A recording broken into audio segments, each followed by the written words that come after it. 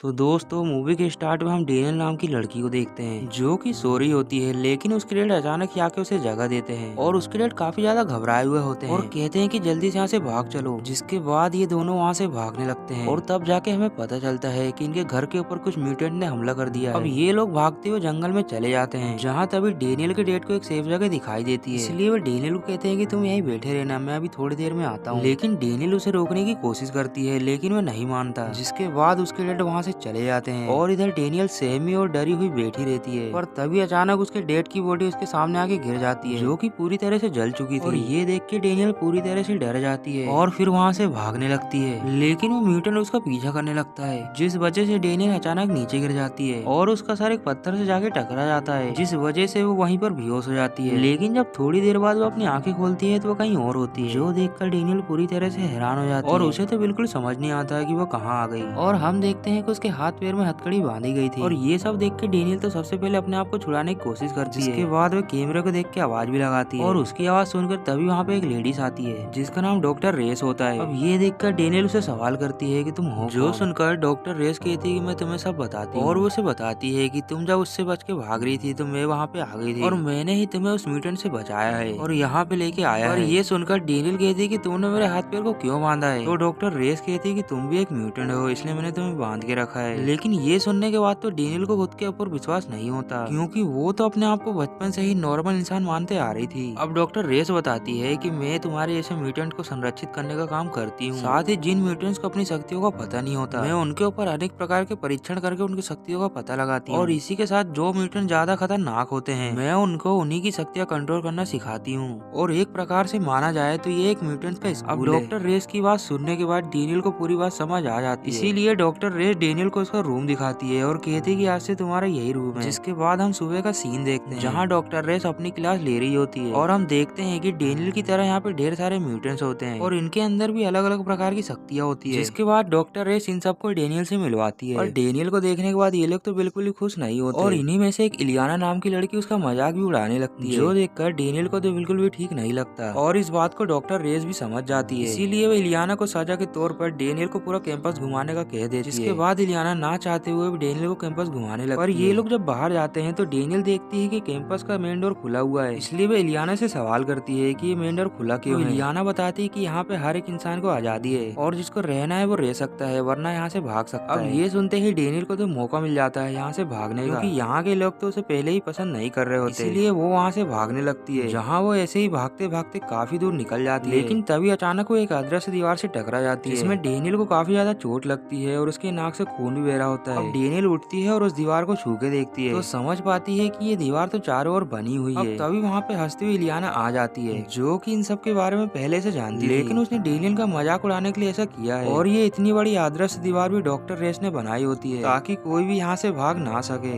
अब ये सब देखने के बाद डेनियल को बहुत ज्यादा गुस्सा आता है और वो ऐसा फील करने लगती है जैसे कि उसके दुनिया में कोई है ही नहीं, इसीलिए वो काफी ज्यादा दुखी हो जाती है और आत्महत्या करने का सोच लेती है। इसीलिए वो स्कूल के क्लॉक टावर पे चढ़ जाती है और वहाँ से वो कूदने वाली होती है। लेकिन तभी वहाँ पे सही वक्त पे एक लड़की आती है जिसका नाम रेन होता है और रेन डेनियल को समझाती है कि ऐसा मत करो, जहाँ काफी देर समझाने के बाद डेनियल समझ जाती है और उस टावर से नीचे चली जाती है। लेकिन अब डेनियल और रेन काफी अच्छे दोस्त बन चुके होते हैं। जिसके बाद हम रात का सीन देखते हैं जहाँ डेनियल अपने बिस्तर पे सो रही होती है और डॉक्टर रेस इन सब पे कैमरे से निगरानी कर रही होती है, जहाँ वो देखती है कि डेनियल के शरीर से काफी ज्यादा एनर्जी निकल रही होती है और ये एनर्जी लगातार बढ़ती जा रही होती है। जिस चीज को देख के डॉक्टर रेस तो बिल्कुल भी हैरान हो जाती है। अब सुबह होते ही सब अपने अपने काम पे लग जाते हैं, लेकिन एक बार फिर से इलियाना डेनियल का मजाक उड़ाती है जो सुनकर डेनियल इस बार शांत नहीं रहती और वो इलियाना को जवाब देने लगती है, जहाँ इसी के बीच दोनों के चलते फाइट शुरू हो जाती है और इलियाना काफी ज्यादा गुस्से में आ जाती है। तभी हम इस फाइट के बीच इलियाना की पहली बार पावर देखते हैं, वो किस तरह अपने हाथ को एक तलवार के रूप में बना सकती है। इलियाना उस धारदार हथियार से डेनियल पे हमला करने वाली होती है, लेकिन तभी वहाँ पे डॉक्टर रेस आ जाती है जो कि इन दोनों के बीच वही आदर्श दीवार बना देती है। सीन को देखते डॉक्टर रेस बहुत ही ज्यादा गुस्सा होती है और रेन डेनियल का पक्ष लेते हुए रेस को समझाने की कोशिश करती है, पर डॉक्टर नहीं मानती और दोनों को सजा देने का सोच लेती है। जिसके बाद वो इलियाना और डेनियल को अलग अलग कमरे में बंद कर देती है और हम देखते हैं कि डेनियल के शरीर में फिर से वही एनर्जी निकल रही होती है। डेनियल सो रही होती है कि तभी उसे एक सपना आता है जिसमें उसे एक बहुत ही बड़ा भालू दिखाई देता है जिसकी लाल लाल बहुत ही खतरनाक आंख होती है और इस सपने को देखने के बाद डेनियल बहुत ही ज्यादा डर जाती है। पर इधर डॉक्टर रेस ये सब सोच के हैरान थी कि डेनियल के शरीर में इतनी सारी एनर्जी निकल क्यों रही है, क्योंकि जो एनर्जी उसके शरीर से निकल रही होती है वो काफी ज्यादा खतरनाक होती होती है और ये किसी की भी जान झटके में ले सकती थी। अब ये सब सीन होने के बाद हम देखते हैं डिकोस्टा को, जो कि पूल में नहा रहा होता है। तभी उसे अपने आसपास किसी के होने का एहसास होता है। फिर तभी अचानक एक जलता हुआ हाथ उसके पीछे आता है और जब वो पीछे मुड़ के देखता है तो वहाँ पे एक जलती हुई लड़की होती है, जो कि और कोई नहीं बल्कि डिकोस्टा की गर्लफ्रेंड थी, जिसे उसने सालों पहले गलती से जला के मार दिया था जब उसे अपनी पावर का अंदाजा नहीं था। लेकिन आज भी उसकी गर्लफ्रेंड के उसे विजन आते हैं, जिस बात से डिकोस्टा बहुत ही ज्यादा परेशान हो जाता है और गुस्से में हम पहली बार उसकी पावर देखते हैं, जो कि भयंकर जलने की होती है। लेकिन तभी वहाँ पे डॉक्टर रेस आ जाती है, जो कि उसे पानी के अंदर ढकेल देती है, जिससे कि डिकोस्टा का गुस्सा शांत हो जाता है। अब सब कुछ नॉर्मल हो जाने के बाद डॉक्टर रेस डेनियल का एनर्जी लेवल नापती है, जहाँ डॉक्टर रेस देखती है कि अभी भी उसका एनर्जी लेवल बढ़ रहा है, इसलिए वो इसका टेस्ट करके अपने सीनियर को रिपोर्ट भेज देती है, जहाँ उसके सीनियर थोड़ी ही देर बाद उस रिपोर्ट को देखने के बाद डेनियल को मारने का ऑर्डर डॉक्टर रेस को दे देते हैं, क्योंकि वो लोग समझ चुके होते हैं कि डेनियल के अंदर जो पावर है वो नॉर्मल नहीं है। अब डॉक्टर रेस डेनियल को अपने पास बुला लेती है, जिसके बाद वो डेनियल को एक सीक्रेट रूम में लेके जाती है, लेकिन उसे सीक्रेट रूम में ले जाते रेन देख लेती है और इधर डेनियल भी कंफ्यूज होती है कि डॉक्टर रेस ने उसे क्यों बुलाया और डॉक्टर रेस कहती है कि तुम्हारी एनर्जी लेवल बढ़ रही है, इसलिए मैं तुम्हें इंजेक्शन लगा रही हूँ, जिसके बाद तुम पूरी तरह से नॉर्मल हो जाओगी। इतना कहने के बाद डॉक्टर रेस उसे इंजेक्शन लगा देती है,